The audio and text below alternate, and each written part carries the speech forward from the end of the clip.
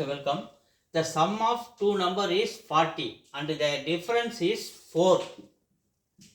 So the ratio of the number is the sum of two number is 40. அப்போ ஒரு number x plus இன்னொரு number y. So ரெண்டுத்தையும் add பண்ணா நமக்கு 40. அடுத்து the difference is 4. அப்போ ரெண்டுத்தினுடைய difference வந்து x minus y is equal to 4. அப்படின்னு வச்சுக்கலாமா? ஸோ அப்படியே பை போட்டுக்கிறோம் பாருங்க. So x plus y is equal to 40 by x minus y is equal to 4. Cross multiply பண்ணுங்க 4 into x 4x plus எது 4y is equal to. So இங்கே cross multiply பண்ணும்போது 40 into x 40x minus 40y. So x எல்லாம் ஒரு பக்கம் போட்டுலாம் y எல்லாம் ஒரு பக்கம் போட்டு பாருங்க.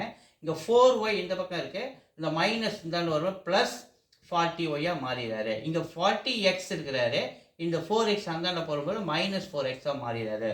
4 plus 40 44y is equal to 40 minus 4 36x. நமக்கு என்ன தேவை? x இந்த பக்கம் வச்சுக்கலாம், y மல்டிப்ளை பண்ணுறவர் இங்கே வந்து டிவைட் ஆகிறாரு. 44 இந்த பக்கம் இருக்கிறாரு, 36 இங்கே வந்து டிவைட் ஆகிறாரு. ஸோ இது 4 டேபிளில் பண்ணுங்கள். இது வந்து 11 டைம்ஸ் 11 into 4 44. இதை 4 டேபிள் பண்ணால் 9 டைம்ஸ்.